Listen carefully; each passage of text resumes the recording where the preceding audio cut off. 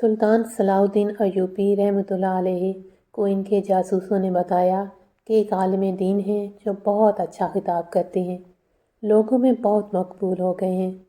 سلطان نے کہا، آگے کہو۔ جاسوس بولے، کچھ غلط ہے جسے ہم محسوس کر رہے ہیں مگر الفاظوں میں بیان نہیں کر پا رہے۔ سلطان نے کہا، جو بھی دیکھا ہے اور سنا ہے بیان کرو۔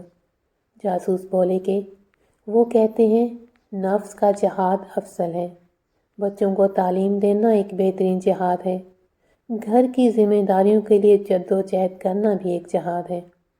سلطان نے کہا، تو اس میں کوئی شک ہے؟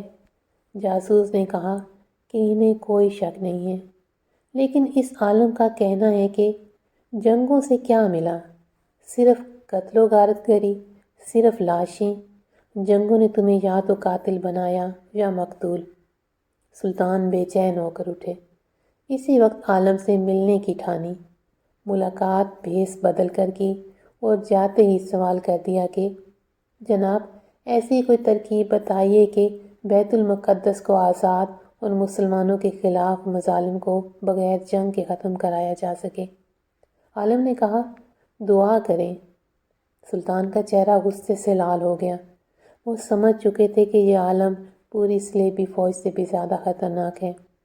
سلطان نے سب سے پہلے اپنے خنجر سے اس عالم کی انگلی کاٹ دی۔ وہ بری طرح چیخنے لگا۔ اب سلطان نے کہا کہ اصلیت بتاتے ہو یا گردن بھی کاٹ دوں؟ پتہ چلا وہ سفید پوش عالم ایک یہودی تھا۔ یہودیوں کو عربی بخوبی آتی تھی، جس کا اس نے فائدہ اٹھایا۔ سلطان نے پتہ چلایا کہ اس جیسا درس اب خطبوں میں عام ہو چلا تھا۔